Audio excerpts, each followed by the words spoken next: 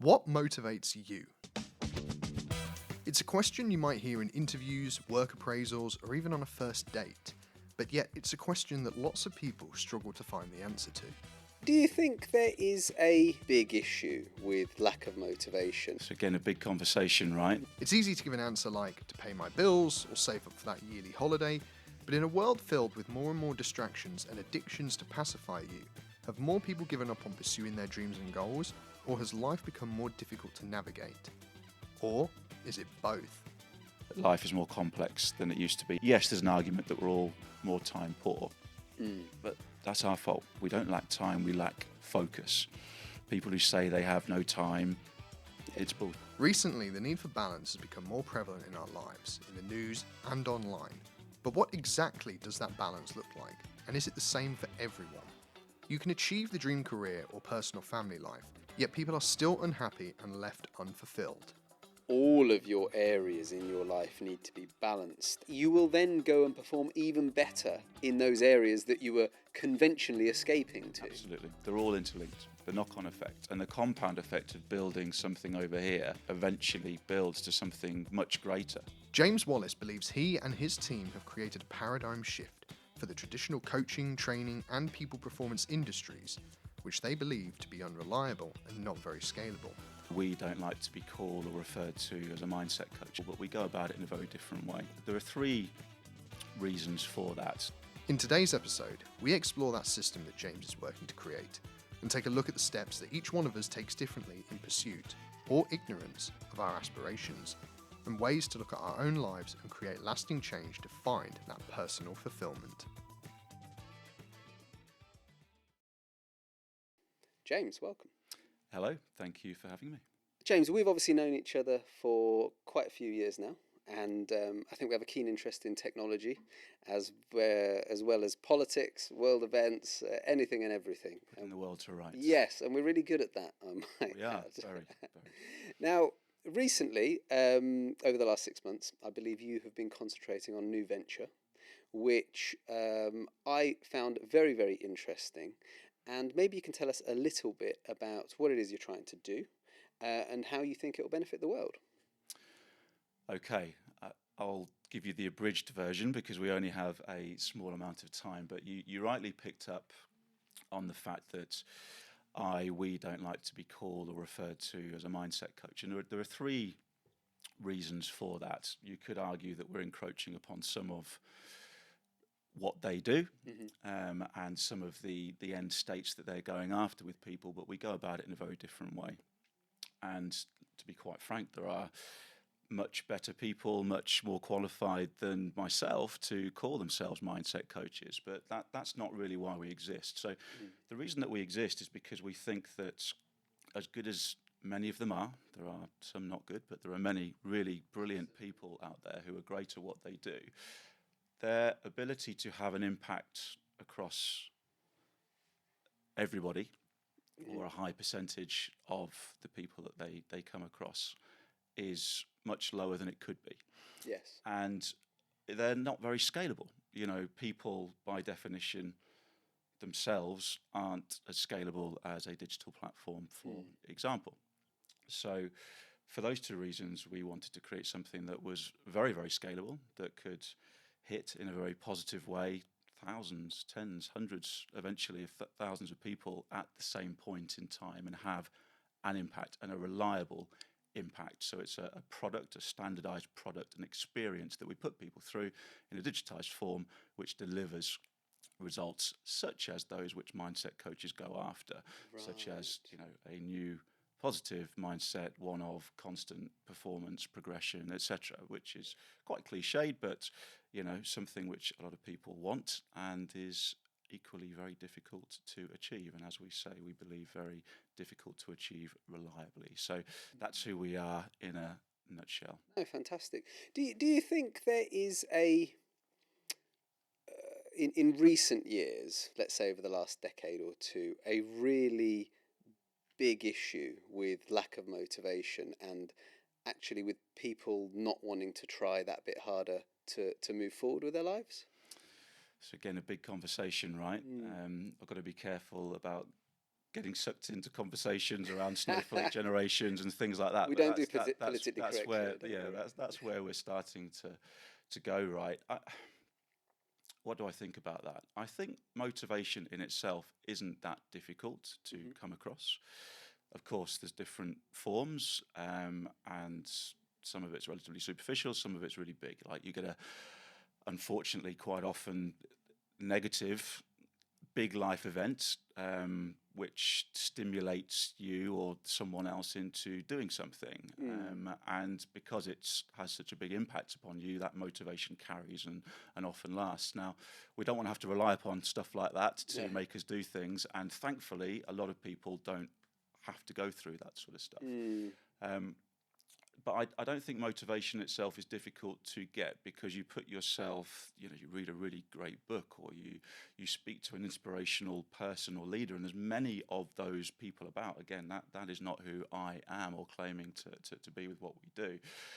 They're much better at doing that. The problem then is that what happens when people put the book down, what happens when they leave the room. So as inspirational as at that point in time these things and people can be, they need to carry, they need to persist, because if it doesn't, you don't keeping on taking action repeatedly to deliver change as a result of positive, healthy habits, etc. That's what delivers the behavioural change, the new mindset, and everything like that. Not just the information itself. And in that first point, That's really interesting, because I heard a phrase recently that said we're a generation that lives on aha moments, and I found that quite funny, because it's true. Everything out there is a soundbite for get inspired, or you can take over the world, or read this book and it will change your life. But how many people around us do we know, who we look at, who are genuine inspirations? So my question to yourself is, what was the turning point for you that made you realize you wanted to put something in place to make this more accessible, to make that mindset shift more accessible, assuming that's what you're trying to do? yes, make it more accessible to the masses and more reliable. Absolutely. I think it was the realization that, in our opinion, as you say, there aren't many inspirational people around, but you can access them, and you can access, if you get them at the right time, you can get inspired. But it was the realization that wasn't enough, because I've been inspired by lots of people in my life. I say lots, but enough. And has that persisted to a level whereby I've then done the right things that inspiration has got me to think about for long enough to deliver the change that I really wanted and the end state I really wanted to go after? No. And I'm a relatively disciplined person, I would argue. There's many more disciplined people than me, but I'm certainly, at least sort of mid-level and above in terms of discipline. So, and with my background, I do have a background in behavioural change, and I always joke that I used to be involved in behavioural change, CBT therapies with offenders, and then went on to manage sales teams. So I argue that the clientele was not much different, right? But the point is that that's a lot of that is all around trying to incentivize, inspire, which is very difficult, get people into new patterns of behaviour. And whatever I saw, the programs I delivered, which I wasn't responsible for creating, that's what I wanted to ultimately do, but I was responsible for delivering them, the level of efficacy was very low. They didn't really carry in the way that I said. You're dealing with people, offenders, who have got very complex lives, and we've all got complex lives, but they've got some very, very complex lives. Yes. And you have such a short amount of time with them, once or twice a week or whatever, and you're trying to, impart enough information and stuff and inspiration to get them to then, when they go back home to their complex lives, keep that front of mind. And when it gets really tough and when they get distracted, you're relying upon them still wanting to do it and doing it again and again and again when it's hard, throughout that, to deliver change. Now that's a more extreme example, but if you carry that through to even sales teams or whatever, who shouldn't hopefully have necessarily as complex lives, but we all have difficulties, right? You get the same problem, or groups of people, and the same point about levels of efficacy around coaching, because you get them in the room, but then how does that? I mean, it's such a small amount of time, isn't it, that you're sat there trying to deliver that change and trying to get them into the mindset where they'll rely on that activity or that thinking process that you've taught them. So my question to you is, when you were dealing with those individuals, how many would you say out of 100 actually switched ever so slightly? Yeah. And that's a really good question. I have asked myself that, so I haven't measured it. So my answer will be a guess, but I would say 5% at best. Yes. And I like to believe I was good at my job. Now let's be clear on what I mean by 5%.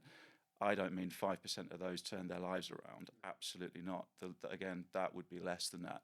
5% are ones that I probably really felt I got through to, and my goal throughout that to begin with was just to get them to like me by the end of it, because you come into the room and they hate you. They don't want to be there. They think quite rightly to some extent, who are you? And you have to try and persuade them to open up and listen by the end of it. And again, that's a more extreme example, but it's no different when you carry that through into other situations. And if you've heard of people like Gretchen Rubin, who have carved, like a lot of people have, but it's one of the most recent ways to do it. Everyone in the world up into 4 different groups, 4 different tendencies of. Oh, yes. And we try to make sure that we acknowledge and recognise that in what we do, because we need to cater for all of those 4 groups, because there's different ways to get through to people and different ways to get them to do things. And when you're, for example, an executive coach or something like that, you're a lot of the time you'll be dealing with a group called upholders, people who are ready and waiting to listen to the information and do something with it, and already disciplined enough, already doing well. But if you don't fall into that group, you need to find other ways of getting through to them and cajoling them through and getting them to again act and perform the activities you want through various bits of choice, through various bits of real justification for the questioners, through various accountability tools and so on. And unless you have that mix and that blend, you can't apply to a high percentage of people. No. And back to my point, even when you've got the right group of people in the room, the upholders, for example, even when you have that right group with someone who's really good, asking them to do things, the level of efficacy of that form of behavioural change is still relatively low. Some will do it, and some will do very well, but some won't, because they'll get distracted and because life gets in the way, or because they don't fit that tendency. So how do you deal with all the rest is the point. How do you perpetually get someone to point themselves in the right direction and keep taking action? And they have very little control of that point when they say goodbye and the door closes. It's a little bit, I suppose, worrying. It's concerning that the numbers are so low. And yes, there are different ways of talking to people and ways of getting through, and we all have our own various interpretive languages, right? You talk to me one way, you'll get a result. You talk to me another way, you won't get a result. But it sounds to me that your program, which we'll delve into in a little while, is designed to cater for the ground up of what you're missing fundamentally, to be able to improve and commit and be disciplined, which is something you obviously don't have the time with for the 95% of other people in the young offenders that weren't able to listen or weren't able to change even a slight amount because you didn't have the time, right? So what is it with your program that you think changes all of that? So you're right, it's going after fundamental behaviours which we all share and which are very common and which there aren't that many of them relative to all the many other things in the world, and that's what makes it more universally applicable, because unless you're going after fundamental behaviours which everybody has and shares, you start going down rabbit holes which are very tailored and bespoke to certain situations and certain people, so you can't cater for everyone. And that is where there is certainly an even better use case maybe for certain types of coaching, because you're going after very explicit things. But if you're going after general behavioural change, general positive mindset shifts, discipline, things like that, and fundamental things, you can productize that, we're arguing, at scale. And where the differentiation happens, the second part of your question, I think, is that you need various levers working together, continued over enough period of time to develop habits. So it takes roughly 30 days to form a habit. So you need that to happen. So your motivation goes maybe after a few days. When you have an argument with your partner, you're hungover, whatever it is, right? So how do you incentivize someone to keep going? How do you make them accountable enough to keep going? How do you make them self-aware enough and motivated enough in the moment each time, to keep going, and so on? And that's a combination of several things that we layer in. So we use different psychological mechanisms, such as social conformity being one. So the fact that the negative aspect of social conformity is peer pressure, right? Yeah. But it gets people, because you're out in plain sight across a group, either intentionally or inadvertently putting pressure on you, and that makes you more compelled to act. So using the positive aspects of social conformity, we use that so that people, in a healthy way, sort of almost compete against one another. Maybe that's the wrong term, but are aware enough of what others around them are doing, so that they want to not fail, so that they want to keep pushing themselves going forward, so that they want to develop that progressive mindset. It's a group accountability. Like, no one wants to be left out, do they? Absolutely. And we use lots of different accountability tools. I won't say some of them, because that's sort of some of our IP, but in themselves, arguably nothing new. It's the blend of putting them all together at the same point in time, and again creating enough incentives, enough carrot at the end to say, well, if you do this, you get this. Making sure that it's activity based, because activity is what delivers change, not the information. Yes. Information, as I always say, and inspiration are not enough. You need to take action, and in those activities, there needs to be an immediate felt return, a positive impact that happens to people quite quickly, so that they're compelled to do it again, because they get a good experience. If they have to wait 30 days for a positive impact, they're not going to keep doing it. But they need to also see it being building, so that they can see and measure the change themselves and feel that change along the way. And you do it in ways whereby the activity which we ask them to undertake soon gets noticed by other people they care about. So that reinforces what they're doing. It validates what they're doing. So I keep using this word compelled compulsion, because that's what it's all about. How do you get the momentum for people to keep going again and again and again? So you layer all of the things that I've just talked about together across the same single experience over 100 days, so that you get habits more than 30 days plus happening. You take a holistic approach as well, so that you don't forget about the fact that you need to iron out your weak areas to help bolster your good ones. And you don't want your weak areas to drag you down, because they will do. Or your developmental areas, whatever, they will drag you down if you don't pay attention to them. That the weaker areas, because there's a lot, especially over the last 10 years, focus on your strengths, don't worry about your weaknesses, someone else can pick all those up, blah de blah. Do you think some of that has missed the point, in that actually we all need a basic level of competence in certain, if not all, areas? Might they be that discipline, be that responsibility? Yes, I think we do. I think there's a relatively wide and well acknowledged view now that you need balance in your life, right? You need life balance. But that's not just about well-being. It's not just about your duty of care. It's also about the need for balance to bolster and make you better in all areas. Because if you don't have that balance, something that is left unattended will hurt you at some point. It will drag you down. The best example I can give of that is, we've got someone who's gone through the experience, who was one of the 20 in the top 200 fittest people in the country, CrossFit. Wow. Now, we have an element of physical health and nutrition in it, but we're not there to teach people at that sort of level how to be better at CrossFit. No. I'm not the authority on that, and not even the people in the program. They're more generalists.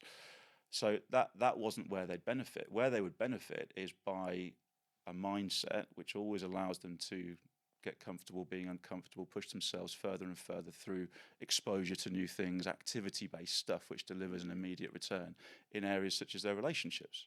And then when that happens, of course, they are more relaxed, they're more focused, they're more resilient as a result of the positive impact that that's had on them when they're competing in their CrossFit competitions. And that's allowed them to then perform better. So that, in the round, holistic 360-degree view is fundamental in our opinion. And whilst I think it's beginning to be recognised, people don't always join the dots in the way that I've just described, or they don't give it the proper credence it needs to actually, and the leverage it gives people, actually, the opportunity to improve performance. And then there's a direct correlation between that and business and everything else. And, it's whatever you choose to point it at then, I think, is the point. So that is fascinating, and actually not a perspective I'd fully appreciated. So many of us use particular things that we like as distractions, right? So we'll run to work because it's getting away from the noise at home, or we'll book a holiday because we want to get away from our problems at work, or whatever it is. You put off that phone conversation with that awkward client you just can't be bothered with. I don't know what you're talking about. No, I mean, I've never done it either, but I've heard people have. And it's interesting to hear you say that actually, if you adopt that understanding that all of your areas in your life need to be balanced and happy to some degree, at least well monitored, nurtured, that you will then go and perform even better in those areas that you were conventionally escaping to. Absolutely. They're all interlinked. The knock-on effect and the compound effect of building something over here, eventually builds to something much greater. Me and you are still very much young men. I like it. I used to tell myself that. 15 years ago, I remember getting a little Palm Pilot and adding my email account to it. And it was going bing, bing, bing. And within 30 seconds, I decided that's not for me. There's no way I'm having email follow me around all day long. Within 6 months, it was the standard. And I had a BlackBerry and all the rest of it. And I vividly remember that moment when I was in the car with my fiancée at the time. We were driving and I said, I'm not doing that. Palm Pilot went in the center console. And within 6 months, life had changed. Now, that to me in business was definitely a turning point.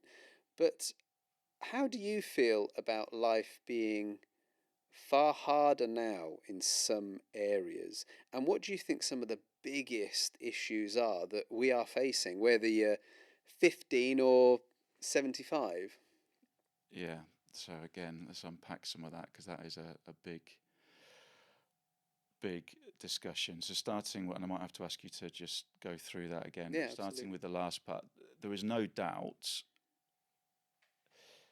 that life is more complex than it used to be, in my opinion. Now, obviously, I can't speak to people who lived a long time ago, but from what I can see and so on, I can't see how it isn't. There's so much more going on that we have to think about, which just zaps us. It just drains our energy and our attention and makes us feel like we have no time, which we can, I was about to say we can come back to, we'll deal with that point now. I feel very strongly about that subject. Yes, there's an argument that we're all more time poor, but that's our fault. It's of our making. We still have the same amount of time in the day. What it actually is that we don't have the ability to prioritize in the right way. We don't lack time, we lack focus. People who say they have no time, it doesn't mean to say it's easy, but what it means is that you're lacking, and I'm not saying I'm perfect in this area, but at least I believe I'm aware of it, and this is what coaches, our programs, whatever, need to do better with as well, and a lot of them will do this, teach people skills around how to say no, teach people skills around how to properly protect time, get their priorities right, get their balance right. And again, this is about what that does to your ability to be effective, because when you get balance right, when you deal with the things dragging you down and so on, guess what? A task that would have otherwise taken you half an hour 3 months ago takes you 20 minutes. So you save time, you start buying yourself back time. And again, it's a recognition around those things, which I think is lacking in today's society. And, people are always citing, understandably, how time poor they are and that they have no time. But they're the people who need the most to do something about it, because they haven't quite understood how they can change that. It's of course there are exceptions, and there are periods of our lives whereby you're just getting sucked into loads more things that you feel you have to. But a lot of the time you have control. Yes. It's learning how to exercise that control. Well, And being in the right state yes, to exercise that control effectively. everyone always finds the time to go and do the things they enjoy, right? Yes. And they might not do it all the time, but most of us will. We don't go, no, I'm not going on holiday this year because I've just got no time. I haven't got time to have that affair. Yeah. Yeah. Yeah. So, funny enough, they always find time for that. They always find time for that, Yes. right? Doesn't matter how busy you are at whatever level, they find time. So true. it's, Yes. But it is a difficult problem. I'm not saying it's easy, but you have to start with a recognition that it is not actually what you think it is, and then create the right environment for you to deal with a lot of the things that we've just described through increased self-awareness and discipline around certain aspects of your life, and then actually you buy yourself back time. In any of the businesses that I'm involved in, it's known. I haven't mandated it yet, but you're not allowed to say I didn't have the time. And we actually say that on the probation meetings as well, because it's a lie. It's dishonest. The fact that you couldn't get something done is a completely different discussion to I did not have the time. And in answer to that, you can say, well, you didn't have the time. Could somebody else have done it? Well, yes, maybe. Then in which case you're either saying you're not as good as the other person, or you're not as good at managing priorities. So be specific. And be careful what you say, because yes, exactly. Own it. Because if you say that to the wrong person, and you're obviously the wrong person, right, it's not gonna help at all. I would say even in a small sort of mindset shift, just not allowing those words to be uttered confidently, broadly, it has had an impact. Because absolutely, well, that's good. Because it allows people to focus straight away, not on the nonsense of do I need to have a stress buster mini break or an arm around the shoulder with this person. Yeah. It's like, let's look at your calendar and let's deprioritize something else so you can make the time.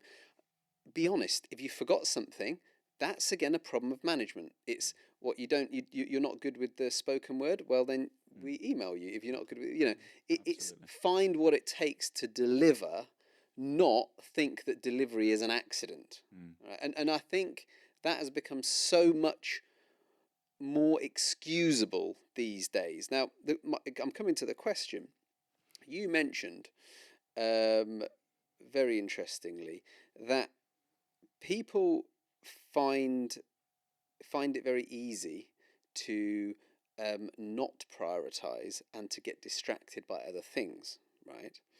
Do you think that the modern world we live in, which is full of distractions for every single one of us, I'm not even talking about mobile phones, I'm talking about billboards, I'm talking about TV, Netflix, whatever else, do you think it's become acceptable to be distracted? Because I'll still be talking to people, fully grown men and women, and you'll be talking and the phone bings and they're looking at it while they're still talking to you. Now, I know this was a big cliche thing a few years ago, but no, that is unacceptable. And if you're doing that, then are you doing it at your desk? Are you doing it when you're visiting a client? And has that acceptable distraction crept into everything else you do? Well, it's, as people like Stephen Bartlett often talk about, small sign is a sign of the big things, right? Yes, small things are a sign of the big things. And so that says many things to me. It says lack of self-awareness, you're rude, lack of self-respect. I can't promise I've never done it, but I am conscious of it and I try not to do that. It says you're maybe not very good at managing your time anyway, because people who are best at managing their time have focus. and they don't get distracted as easily. And I think it is, in a lot of people's minds, more acceptable. But I think when they're really honest, I think most people, I'd hope most people would say, no, that's not acceptable. If you're speaking to someone, you look them in the eye, you give them your attention, you give them your, you give them your energy. You don't, you don't do that. And as you say, it doesn't really, it just dissipates sort of, again, any impact in any direction, because you're not really doing anything properly. Yes. Which you're not really doing anything. You're not really doing so anything true. properly, which is nonsense. But I mean, it comes back to your question earlier on, which I only partly answered, maybe, in terms of the world being complex and distractions. And let's not forget that the sympathy we have to have with this is that, again, it didn't used to be like that, so that's a change. And companies and very clever people spend a lot of time and a lot of money and are very good at distracting us nowadays. You look at, as I'm sure you've seen, Social Dilemma and things like that on Netflix. And if anyone hasn't seen that, you need to watch it. But hopefully a lot of people have. It's scary how good they are. And a lot of the time we don't realise it. So I think we do have to give a bit of sympathy there. But It's I think been forced on us. Yeah, right? but people do need to lift their head up, and they need to sort of recognise that and do something about it. And again, take action and create the environment to do something about it, because equally those people, and I've been one of them in various forms, and certainly not saying I'm perfect now, but when you're not as good as you normally are, or at your sort of peak performance, you will be much more susceptible to that sort of stuff. You'll be much more susceptible to being like a magpie, going to stuff. And your, again, ability to have an impact will be much less. That's not being at your best. When you are at your best, it's much easier for you to focus. It's much easier for you to say no. It's much easier for you to, I smack the microphone, bat it away. So again, small things, a sign of the big things. So it tells you a lot about the state that person's in, to some extent, as well, and what level of performance they are at in terms of their optimal, I think, for people who are subject, and obviously subject to that sort of stuff. But my final bit on that point is, whoever invented email needs to be shot. Yes. Because, and obviously I'm half joking, but but I mean, I understand it, and it's a natural evolution of things, but I don't think it has. There's huge benefits of it, but I don't think it has brought us forward in the way that people think it has. I don't think it's a productivity tool. I think it is a tool to be used for certain things, which it absolutely can do much better than the options we had previously. But I don't think it's a productivity enhancer at all. No, I think it's a drainer. I couldn't agree more. And there are entire jobs where people live in inboxes and hide behind email. Right. Yeah. And I would say, when I'm not at my peak, whatever that might be, a very low level, I'm sure, I can see myself hiding. I'll resist the obvious joke that I've got there, but I'll resist that. I'll resist that. Constant low, I know. Yeah.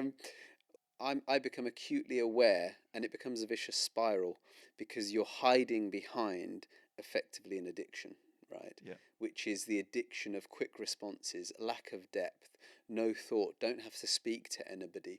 When email first came about, I very much remember, involved in the small teams that I was, it was call the customer, follow up with an email which just confirms what you spoke about, but never initiate a conversation with an email. But you're implying that they need to speak to their customers. Oh no, that was the old days. I don't think you need to speak anymore. Yeah. But it is incredible and scary that, again, if you ask people, this is the disconnect.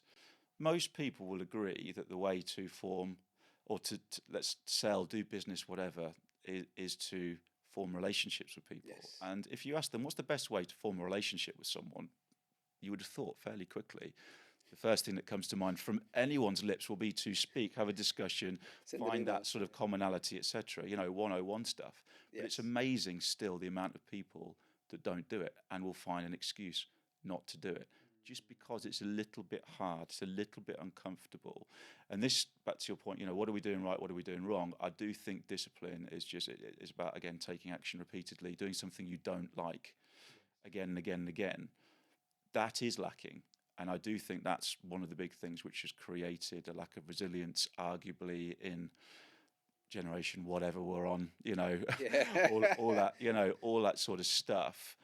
I do think there's substance to that and truth in that from you know the leaders of businesses that I speak to, whether they be small local businesses, SMEs, or big global corporates, or director generals of large public corporations. They're all pretty much citing that Yes. as an issue and something that they aren't that they're concerned by. This problem could well be, in terms of how the next generation is going to come out, could well be just a global problem, or it could be individual countries. And I think there's something to be said for um, perhaps more autocratic countries where they do still mandate certain amounts of physical exercise, or I don't know, Tai Chi in the garden, or whatever else. But these basic habits of constant delivery of something which, if you could avoid, you would. In this country, in the UK, it seems to revolve around you go to the gym or not, whereas there's so much more that we could and should be doing, right? Yeah. Well, we have so much choice, which I'm not saying is a bad thing, right? But like everything, there are points in time whereby too much choice can actually be a bad thing, especially if it allows you to not do the things that really do build happiness or build discipline or build some long-term real benefit for you and other people, because often it's hard when you do that. You know, it's too, you know, the quick fix world which we live in, obviously it's all about the difference between pleasure versus happiness, which people don't always, I mean, I didn't really think about it until I consciously thought about it, which is pleasure is often the stuff which, you know, gives you an immediate return, but is, you know, transient. It doesn't last. Whereas happiness often takes work to get there, but you are actually in control of it. But that's another discussion. But it's often a result of hardship, not chasing pleasure, exactly, right? and being happy with what you've got, and doing things which aren't in the immediate, you know, term, the here and now, easy or sometimes even nice. To get to that point, but that then happiness persists. It's much, it has much more substance and longevity, as we know, and it's too easy and not attractive enough to do the things to, you know, it's too easy to get the pleasure in this world because there's so much choice, there's so much instant fix, and everyone plays and preys on that. But it's too difficult to do the hard yards to get to the happiness, and that just creates this sort of misery loop whereby you're not actually getting happier, and you're busy and you're doing all these things, but going round and round and round and not making progress. Yes. Because you're not taking the action, you know, required repeatedly for long enough to deliver the change which will deliver happiness. So yeah, that's I think a big problem as well. I think it goes back to that old adage that nothing easy in life is worth having. And yeah, there might be a few exceptions, but I think those exceptions prove the rule.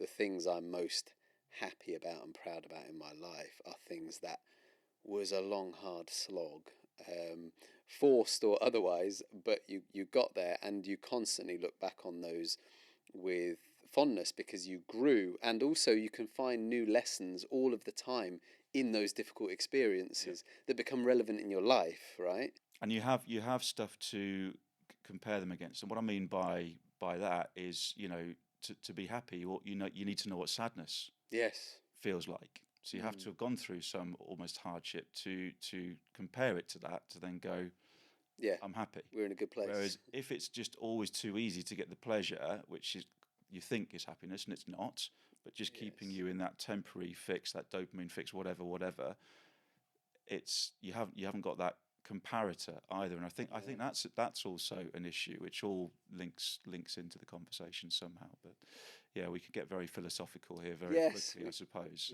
Something that really frustrates me is you're in an interview setting, and I've got a young man or woman across the table from me, and you'll be talking about particular subjects. Number one, you'll see them sort of zone out a little bit, but secondly, you'll talk about what motivates you, and they have to sit there for an inordinate amount of time to try and figure out what gives them a buzz in their life, like what motivates them, what gets them out of bed in the morning.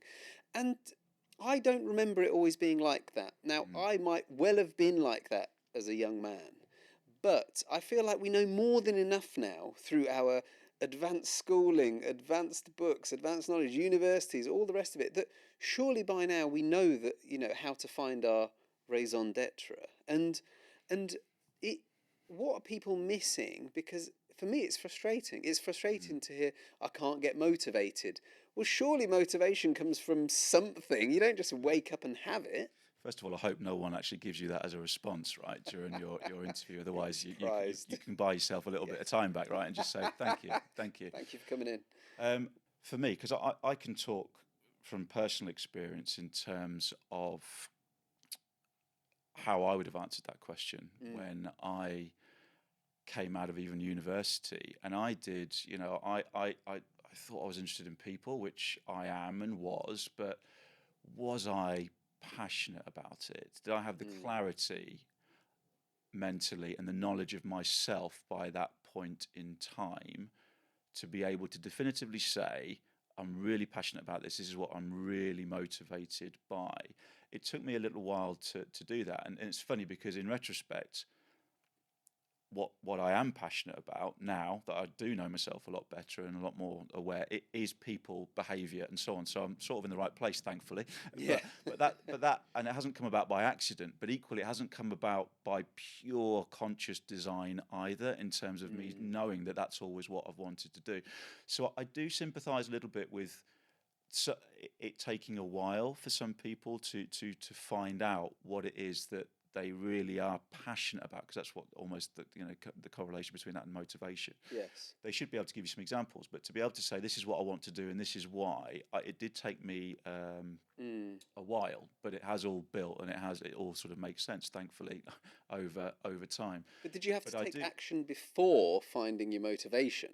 I think it's about exposure to stuff so that you can become self-aware, have experience, the need to take action to give yourself exposure to that. If you just sit there and flatline and plateau and tread water through life, it's going to be very difficult for you to get that clarity. But even if you don't know what to do, but know you need to do something and go and experience new things and do new things and take action and do discipline, things that you don't like, to build yourself into a better person, whatever that means, that will naturally allow you to find what really motivates you and what makes you passionate along the way. And I think, some of that's gone because it may be the wrong example, but and I'm sure people still do it, but one of the best ways of doing that when you're young is to go travelling, for example, which I haven't done huge amounts of, but I did do some. But I can imagine parents in today's world, and I haven't yet come to that, my kids aren't old enough, but getting more and more worried about letting their kids just go off and go travelling at that young age and so on, and mollycoddling them and protecting them and so on, which just creates this sort of lack of exposure, a negative inertia. It's going. I might be wrong, but I think you might be right. They're not. People aren't as comfortable, therefore, taking the risks and going and doing those things. And because they're distracted as well, there's always other options which are easier and less scary and stuff like that. But also the risk thing. Because there's easier options or alternatives. They don't have to go travelling to, in their mind, do something. I don't know. I don't know if I'm explaining myself very well, but I think you are completely. I think there's definitely something around that. You need to take action, point yourself in a direction, do something. To expose yourself to new things and be willing to take the risk and whatever comes with it, the peaks and the troughs, to learn about yourself and get humility and all the fundamental behaviours which I think probably all agree on you need to be a good leader and all that sort of stuff. But you have to go through it. Yes. And if you don't go through those things and take those risks and have exposure to those things, I think it is more difficult nowadays to land with a good, clean answer to questions such as what you've just said around, come on then, what motivates you? Which they should have a bloody good answer for, because it's an obvious question to ask in an interview as well. You're right. So whether they're making it up or not, I've got no sympathy with someone who says no. But do you see what I mean? That's what I think is partly going on as well there, which did take me a little while, as I say, to get to that point. It took us all a while, but I think in the same way as it's okay to fail, no one ever got braver by running the other way. Yeah. right? Yeah. And I think this speaks perfectly to what you're saying. It's a great segue off it, which is if we're not allowing our youngsters to have that exposure to anything, even traveling down to London, let's say, Yeah. or going across the world, how can they possibly know that they can overcome Exactly. And how do anything? they learn? How do they grow? Again, cliched terms, but really important. And it's all about fear for me. It's all about Yes. fear. Fear in one way, shape, or form is what drives you to do something Yeah. or not to do something. And whether you are allowed by the people around you, yourself, your levels of confidence, or whatever, to be willing to address that through taking action, going and doing stuff, which gives you exposure to stuff, which of course often dilutes the fear. Right? Yes. The biggest form of procrastination is because you're scared or whatever, even a little bit, to do something. You don't want to do it; it's uncomfortable. But guess what happens when you take action? Guess what happens when you do it? Yeah. That fear dilutes. It's a lot of the time you find out actually there's nothing to be scared of at all. And then you stop overthinking, and it's easier to keep on taking more action. So yeah, again, it's creating the environment and having the right messages and people around you to allow you to address that fear. And if you're being mollycoddled or not being given the opportunity or being given an easy way out, which a lot of the time I think people are, Absolutely. Yes. then you don't get the opportunity to deal with it, and you just flatline, as I say, and you don't become as resilient as we need people to become to do big jobs, Yeah. big leadership roles and stuff like that, because they haven't yet got they're not robust enough yet. They haven't got enough substance yet or enough range about them to do it reliably with confidence. That's a really great way to put it, actually. How are you ever going to gain motivation when you haven't been able to overcome something because you knew you were scared or too scared to do it? Yeah. So surely motivation in its rawest form comes from the ability to overcome and you having the confidence to do it again. Yeah, yeah. Like And that. and the excitement and the desire to do it, which again there's an aspect of fear in that, because that's what gives you the excitement. Yes, that's right. It's a little bit scary. As we're drawing to the close of our interview, which I've had a fantastic Thank time God. with, by the way. Obviously, knowing what I know about your program, and it's been fascinating to hear your insights into a bit of human psychology and what you think is missing around individuals in the workplace, but also in their personal lives.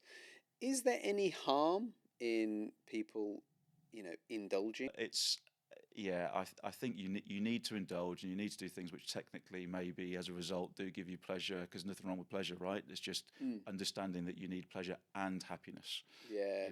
or you certainly need happiness. Don't And if one fall into the comes, trap. yeah, and if pleasure is coming without any happiness or without any hard work, there's probably something that's If not it's going to just satisfy pleasure, you for a yeah, long if time. you're only doing stuff which is pleasurable, then you're Yes. probably in the wrong place. Yeah, that's a And nice quote. so you've got to just be. It is that self-awareness again, and self-awareness is a big part, and that awareness of other people as well. The impact of what you do on other people. So I think as long Yes. as you have those things in place, you can't go too far wrong.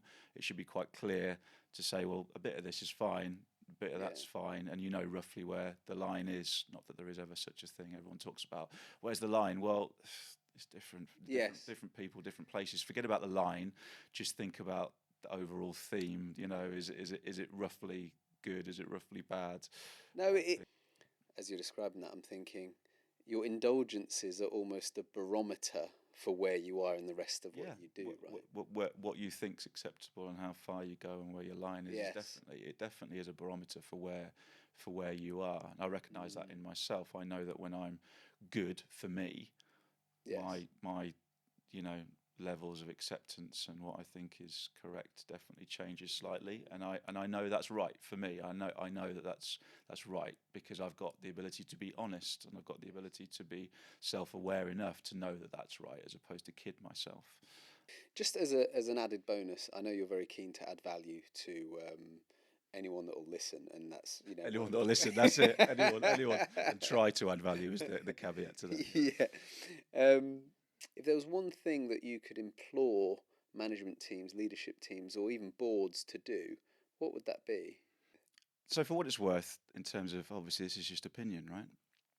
Beyond what we've talked about today, which is all around people performance improvement, how do you do that? Which I think everyone wants, but it's very difficult to do. Very easy to say, very difficult to do. But we've talked about that. So outside of that, my view would be it's in relation to the time poverty conversation, in the sense that people at board are genuinely very, very busy. Let's not say anything other. But it comes back to, again, they have a lot more control over that, because we all do as people and individuals, perhaps than they might think. And what I find is that people who are very busy often end up behaving like magpies, going to the next shiny thing very, very quickly, because they're so busy, very too keen to get things off their desk, to make room for the next thing that's coming along. And that's almost their focus. It's to keep up with the pace. It's to keep up with all the deluge of stuff coming their way, and just make sure that they deal with it rather than effectively deal with it. So the focus is an empty inbox or an empty desk. Almost, whether they're conscious of it or not. That's what it feels like at times, because there are certain things which need to be done better and properly. Yes. So park the things which are, it's easy to say again, and people have to make their own judgments on this, but I think, I've spoken to very well-renowned consultants, coaches and things like that as well at executive level from that side of things. And they do cite it as a perceived problem from their end as well, that companies and boards, one of their biggest problem is the fact that they aren't willing or able to give enough time, energy and attention to some of the things which really matter. They just quickly go through it, do enough, move it off, move on to the next thing. And there's no sort of correct prioritization in terms of some of that. There are certain things which they need to really make more time for and spend a lot more time on, rather than fall into that trap. So that would be the one thing that I would, to use your language, implore people to consider. And I've experienced that myself, and I'm not criticizing anyone, because it's tough. It's tough, but we've got to have impact, right? There's no point doing these things unless you have impact, and you will lose impact if you don't give them. So if a task is attention important enough for a leadership team to take on, they should invest that dedicated, deep work, focus time to make sure it happens, not at the behest of emails. I'll give you a good example very quickly, if I may. Building out of values, corporate values. A lot of people really don't understand still the importance of this. During the 90s and so on, it was a real buzz thing, and a lot of people were starting to do it, but people now see it as almost a tick box. Yes. They don't understand that. So when they do create them, if they do create them and put any time into them, they don't put the right things in place around them to ensure that they are executed against, and that the right behaviours are rewarded and disincentivized around them, to make sure those values persist across the whole organisation and people behave in line with those values. They're just there on a board, mentioned every now and again at kick-off, or brought up every now and again. There's no real evidence or no real consistent theme of people attaching to those values, and everything, all of their behaviours should be with those core values in mind. That takes a lot of time and effort to get the right core values, and then put the right process and the right sort of people in and around to keep on making sure that they are happening. But it's something which needs to be done properly, and when it is, that will build a great business. If you don't do that, you are all over the place, and you will suffer from a lot of the problems that we've talked about today. So that's really one example that I would give you in terms of the need to really put proper time and effort into stuff. You have obviously worked extensively with sales teams, high-performing sales teams that you have led to success. If there is one thing that you think individuals looking to move into a high-performing environment, let's say it's sales or a department closely related to sales, what would you say the number one bit of advice would be that you could give those individuals to work on? Attitude. Full stop. Attitude is what it's all about. Have a good attitude and you will eventually be fine, even if you're not fine now. What does a good attitude look like? Someone who's coachable, who's willing to learn, who has humility, who's always ready to go. Not always, not to the extreme, but who always listens, who always tries hard, who's willing to do the difficult things, Yes. who's self-aware, listens to feedback, challenges, but in the right way, is in control of their emotions, ideally. That's an ideal. I'm going off on a different tangent there as well, but Brilliant. that's what an open enough mindset to a progressive mindset, always being ready to progress. It's so cliched in terms of the need to be agile, the need to accept change, but and it's often overused, like the word innovation or whatever. It's overused, but it's so true. You do need to be ready for that. You need to be tolerant and accepting of that, and prove that you can work with people to affect change. Because again, it's cliche, but we all know otherwise you will die. So unless you've got the attitude which allows that and supports other people to do that, and gives energy, not takes energy, which is sometimes difficult. If you're not in a great place yourself, it's very difficult to, sap other people's energy, and you're not trying to be, but be aware of it. You need to That's be the a good powerhouse. attitude. And what's that? Sorry. You need to be the powerhouse. Ideally, regardless of where you're coming from or at whatever level, I think that's a good just default attitude to have. I try to remind myself of it, because I'm not always great at making sure that I'm only giving people energy, but I am at least old enough and ugly enough now to know that that's what I should be doing, and that for me is a good attitude. So therefore, if you have that, you will always end up being okay, and you can always end up resetting and recalibrating. The people who aren't willing to do that, or the ones that let ego trip them up too much, which is a poor attitude, and is a sort of byproduct of insecurities and so on. That's where things start to get toxic, and where things will start to go downhill, even if you are at a point in time perceived to be high performing and good. What you'll often find with those people is that they are in a very specific area, but you go outside of that, or you scratch the surface, or you try and point them in a different direction, and it all falls down. And that's because their attitude's wrong. So bring the energy and bring the attitude. Bring the energy, bring the attitude. There you go. Thank you very much, James. It's been a fascinating conversation. I really enjoyed it. Fantastic. Thank you. Thank you.